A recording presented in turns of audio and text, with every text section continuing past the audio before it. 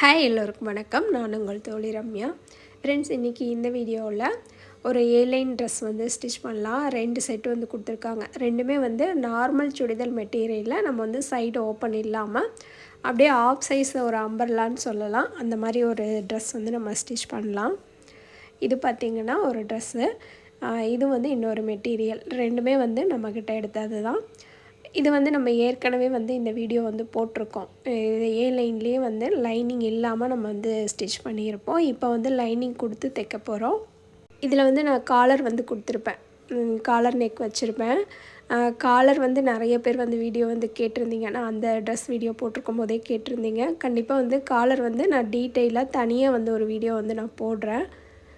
இதுக்கு லைனிங் வந்து நான் நார்மலாக காட்டன் லைனிங் தான் எடுத்திருந்தேன். 2.5 மீட்ரு வந்து எடுத்திருந்தேன். இதுக்கு வந்து அளவு ட்ரெஸ் வந்து கொடுத்துருக்காங்க. அளவு ட்ரெஸ் வச்சு தான் நம்ம மார்க் பண்ண போகிறோம். அளவு ட்ரெஸ் வச்சு மார்க் பண்ணுறீங்க அப்படின்னா நீட்டாக வந்து சுருக்கம் இல்லாமல் துணியை வந்து நல்லா நீவி விட்டுட்டு அளவு வந்து எடுத்துக்கோங்க. இப்போ நான் இதோட ஹைட் வந்து நான் மார்க் பண்ணிட்டேன். இப்போ இந்த அளவு ட்ரெஸ்ஸை விட நம்ம கொஞ்சம் ஹைட் வந்து அதிகமாக வைக்க போகிறோம். நல்லா வந்து அந்த அளவு ட்ரெஸ்ஸை 2ஆக மடித்து போட்டுக்கோங்க. போட்டுட்டு மேலே வந்து நெக்கோட அகலம், ஷோல்டர் அகலம், அதுக்கப்புறம் ஆர்ம் ஹோல் அகலம் எல்லாமே மார்க் பண்ணிவிட்டு சைடில் வந்து எவ்வளோ அகலம் இருக்கோ அதை வந்து அப்படியே வச்சுக்கோங்க. இப்போ இந்த மாதிரி காட்டன் லைனிங் கொடுக்குறீங்க அப்படின்னா நம்ம கொஞ்சம் சைடில் மட்டும் ஜாயிண்ட் போடுற மாதிரி இருக்கும். இந்த ட்ரெஸ்க்கு பார்த்திங்கன்னா மேலே ஷோல்டர்லேருந்து கரெக்டாக வந்து ஹிப் சைஸ் மட்டும் கரெக்டாக மார்க் பண்ணிக்கோங்க. உங்களுக்கு ஹைட்டை பொறுத்து 14 இல்லைன்னா 15 வரைக்கும் ஹிப் சைஸ் வச்சு அந்த இடத்துல வந்து கரெக்டாக அளவு வந்து நீங்கள் பிடிக்கணும். அப்போ தான் வந்து இந்த ட்ரெஸ்ஸோட ஷேப் வந்து கரெக்டாக வரும்.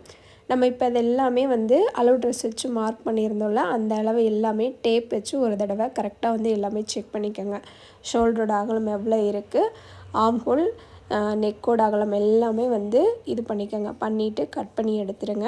இப்போ நான் பாருங்கள் லைனிங் வந்து எக்ஸ்ட்ரா அந்த இடத்துல ஜாயிண்ட் போடுற பீஸும் நான் வந்து கட் பண்ணிக்கிறேன். நமக்கு ஏன்னா கொஞ்சம் லைனிங்கில் அகலம் வந்து கம்மியாக இருக்கும் இந்த லைனிங்கில், அதனால் கரெக்டாக வந்து அதுக்கும் வந்து கட் பண்ணி எடுத்து வச்சுக்கோங்க. இதுக்கு நீங்கள் 2.5 மீட்டர்லேருந்து 3 மீட்ரு வரைக்கும் லைனிங் வந்து யூஸ் பண்ணலாம்.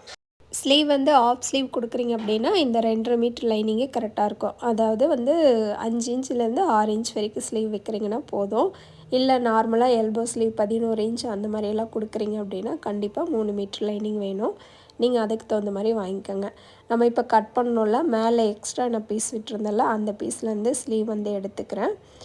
ஸ்லீவோட இறக்கம், அகலம், ஆர்ம் ஹோல் அளவே எல்லாமே மார்க் பண்ணிவிட்டு நம்ம வந்து நார்மலாக ஸ்லீவ் கட் பண்ணுற மாதிரி நான் வந்து கட் பண்ணி எடுத்துக்கிறேன். கட் பண்ணிவிட்டு அளவுகள் எல்லாமே வந்து இந்த மாதிரி அர்க்கத் பண்ணிட்டிங்கன்னா உங்களுக்கு தைக்கும் போது ஈஸியாக இருக்கும். ஈஸியாக வந்து நம்ம அப்படியே வச்சு சென்டர், ஷோல்ட்ரு, பாடி லூஸ் எல்லாம் பிடிக்கிறதுக்கு இந்த மாதிரி அர்க்கத் பண்ணிட்டிங்கன்னா ஈஸியாக இருக்கும். இப்போ நான் வந்து மெயின் கிளாத் வந்து கட் பண்ணிக்கிறேன். இது 2 பீஸை வந்து ஜாயின் பண்ணியிருக்காங்க. அதை பிரிச்சுட்டு நம்ம ஃப்ரண்ட்டு பேக்கு 2 சைடும் தனித்தனியாக வந்து இந்த மாதிரி மடித்து போட்டுக்கலாம். நார்மலாக சுடிதார் மெட்டீரியல் வந்து நல்லா பெருசாக இருக்குது அப்படின்னா நீங்கள் இந்த மாதிரி ஸ்டிச் பண்ணலாம். இல்லை அப்படின்னா கடையில் நீங்கள் வந்து மெட்டீரியல் வாங்கி 2 மீட்டர்லேருந்து 3 மீட்ரு வாங்கி நீங்கள் இந்த மாதிரி ஸ்டிச் பண்ணுங்கள். அதே மாதிரி சுடிதார் மெட்டீரியல் வந்து ஃப்ரண்ட்டு பேக்கு 2ம் ஒரே அளவாக இருக்கணும். இப்போ வர சுடிதார்லலாம் பார்த்திங்கன்னா ஃப்ரண்ட் பீஸ் வந்து கம்மியாகவும் பேக் பீஸ் வந்து கொஞ்சம் அதிகமாக ஸ்லீவுக்கு வர மாதிரி கொடுத்துருப்பாங்க. அந்த மாதிரி இருந்தாலும் பத்தாது. கீழே நீங்கள் கொடுக்குற அகலம் வந்து ஒரு 20லேருந்து 25க்குள்ளே கொடுங்க. அதுவே போதும். நான் 2ஆக மடித்து போட்டால் சொல்கிறேன். அதுக்கு மேலே கொடுத்திங்கனாலும் ரொம்ப சைடில் வந்து நமக்கு நடக்கும்போது ஒரு மாதிரி விசிறி மாதிரி இருக்கும். அந்தளவுக்கு நமக்கு அகலம் தேவையில்லை. இதுக்கு நார்மலாக பாடி லூஸ்க்கு தகுந்த மாதிரி கீழே வந்து அகலம் வந்து கொடுத்துக்கலாம். இந்த ட்ரெஸ் மாடல் தைக்கிறீங்க அப்படின்னா கிளாத் வந்து நல்லா மொத்தமாக இருக்குது, காட்டன் கிளாத்து இல்லை மெலிசாக இல்லை அப்படின்னா நீங்கள் லைனிங் இல்லாமல் ஸ்டிச் பண்ணிங்கன்னா இந்த கிளாத்து நல்லாயிருக்கும். இதுக்கு லைனிங் கொடுக்குறத விட லைனிங் இல்லாமல் தைச்சா தான் நல்லாயிருக்கும். இது வந்து நார்மலாக ஒரு சில்க் மெட்டீரியல், இன்னொன்று வந்து காட்டன், ரெண்டுமே கொஞ்சம் டிரான்ஸ்பரண்ட்டாக இருந்ததுனால நாங்கள் வந்து லைனிங் கொடுத்து ஸ்டிச் பண்ணோம்.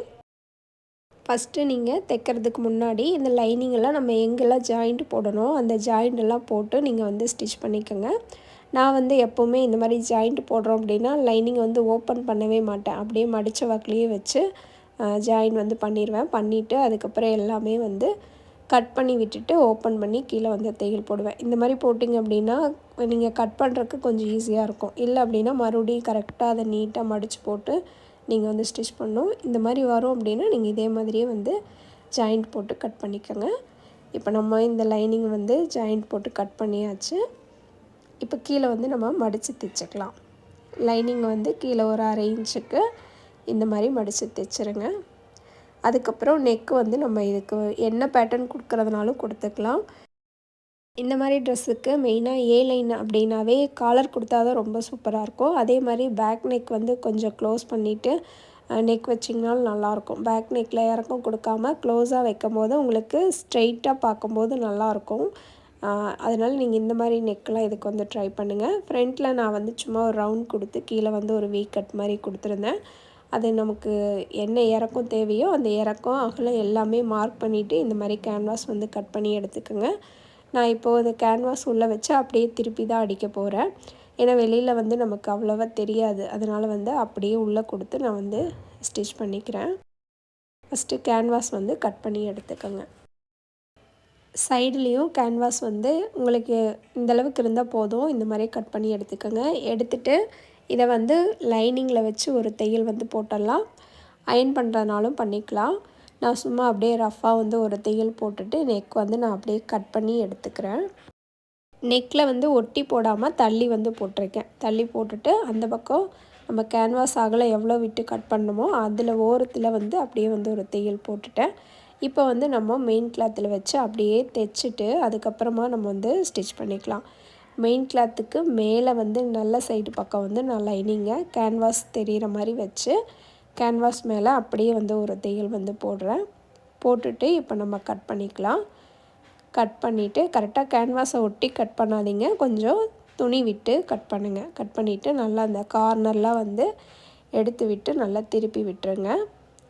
இப்போ வந்து நம்ம அயன் பாக்ஸ் இருந்து அயன் பண்ணோம் அப்படின்னா நெக் பார்க்க இன்னும் ரொம்ப நீட்டாக சூப்பராக இருக்கும். இப்போ அப்படியே ஓரத்துலேயே வந்து நான் ஒரு தையல் வந்து போட்டுட்டேன். இப்போ நம்ம லைனிங்கும் மெயின் கிளாத்தும் வந்து அட்டாச் பண்ணிக்கலாம். இதோட லைனிங் நம்ம அட்டாச் பண்ணும்போது கரெக்டாக அந்த ஹிப் சைஸ் நம்ம மார்க் பண்ணியிருந்தோம்ல அந்த இடத்துல கொண்டு வந்து நிறுத்திடுங்க. நிறுத்திட்டு அது வரைக்கும் மட்டும் மெயின் கிளாத்தும் லைனிங்கும் கரெக்டாக இருக்கிற மாதிரி சைடில் இருக்கிற கிளாத்தெல்லாம் வந்து கட் பண்ணி விட்டுருங்க. இந்த மாதிரி தான். அதுக்கப்புறம் பார்த்திங்கன்னா நான் வந்து ஷோல்ட்ரு ஜாயின் பண்ணி கையெல்லாம் அட்டாச் பண்ணிட்டேன். அது எல்லாமே நார்மலாக நமக்கு தெரியும். சைடில் வந்து நம்ம அடிக்கிறது மட்டும் எப்படின்னு சொல்லிட்டு பார்க்கலாம். நெக்கு ஸ்லீவ் எல்லாமே ஃபினிஷ் பண்ணிட்டேன். இது வந்து ஒரு ஆஃப் ஸ்லீவ் தான். அவங்க ஒரு 5 இன்ச் மட்டும்தான் கேட்டிருந்தாங்க.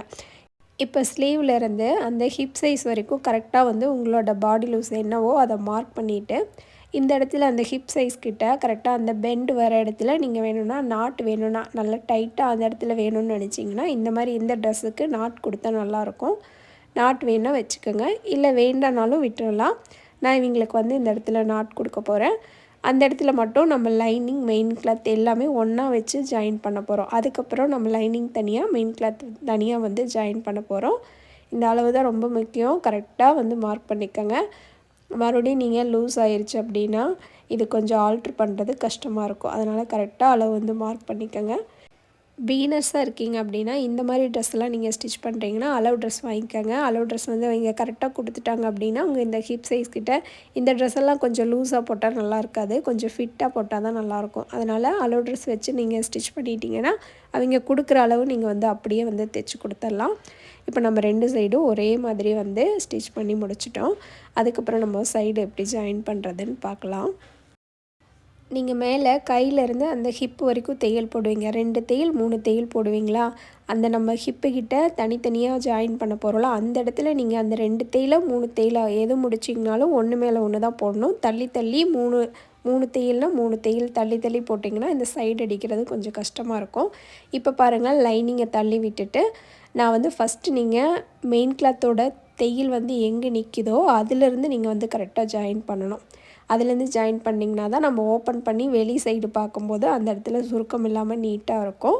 நீங்கள் உள்பக்கம் அந்த ஹிப் சைஸ் கிட்ட எங்கே தையல் நிறுத்தியிருந்தீங்களோ அந்த தையல்லேருந்து கரெக்டாக வந்து ஜாயின் பண்ணணும். அப்படி பண்ணினீங்கன்னா பார்க்க நீட்டாக இருக்கும். அந்த மெயின் கிளாத் ஜாயின் பண்ணதுக்கப்புறம் அதே மாதிரி லைனிங்கும் வந்து நீங்கள் அட்டாச் பண்ணிக்கோங்க. நீங்கள் அதெல்லாம் ஜாயின் பண்ணதுக்கப்புறம் வெளிப்பக்கமாக திருப்பி பார்த்துக்கோங்க. கரெக்டாக அந்த ஜாயின் பண்ணியிருக்கிற இடம் நீட்டாக இருக்கா இல்லை அந்த இடத்துல குழி விழுகுதான்லாம் செக் பண்ணி பார்த்துக்கோங்க. அந்த இடத்துல சுருக்கம் குழி விழுகுது அப்படின்னா நம்ம வந்து அந்த லைனிங் தனியாக மெயின் கிளாத் தனியாக அட்டாச் பண்ணதை கரெக்டாக பண்ணலேன்னு அர்த்தம். நீங்கள் மறுபடியும் அதை பிரிச்சுட்டு நீட்டாக வந்து ஸ்டிச் பண்ணிடுங்க. இது பிகினர்ஸ்க்கு கொஞ்சம் கஷ்டமாக இருக்கும். ரெகுலராக தைக்கிறவங்க ஈஸியாக அடிச்சிருவீங்க. கொஞ்சம் அதை மட்டும் புதுசாக தைக்கிறவங்க பார்த்து ஸ்டிச் பண்ணுங்கள். இப்போ நம்ம வந்து கீழே வந்து அப்படியே எவ்வளோ தேவையோ அந்தளவுக்கு வந்து மடித்து தைச்சிடலாம். இப்போ நம்ம ஃபுல்லாகவே ஃபினிஷ் பண்ணி முடிச்சிட்டோம். அதுக்கப்புறம் இந்த ட்ரெஸ் வந்து இப்படி தான் இருந்தது. கீழே வந்து அழகாக ஒரு ஃப்ளார் வந்து கொடுத்துருந்தாங்க. ரொம்ப சூப்பராக இருந்தது. கண்டிப்பாக நீங்களும் இதே மாதிரி வந்து ட்ரை பண்ணி பாருங்கள். சேனலுக்கு புதுசாக இருந்தீங்கன்னா ப்ளீஸ் சப்ஸ்கிரைப் பண்ணி சப்போர்ட் பண்ணுங்கள். அப்படியே பக்கத்தில் இருக்கிற பெல்லை கிளிக் பண்ணி ஆல் கொடுத்துட்டிங்கன்னா நான் வீடியோஸ் போடும் போதெல்லாம் நீங்கள் வந்து மிஸ் பண்ணாமல் பார்க்கலாம். நெக்ஸ்ட் வீடியோவில் பார்க்கலாம். Thank you friends. பாய்.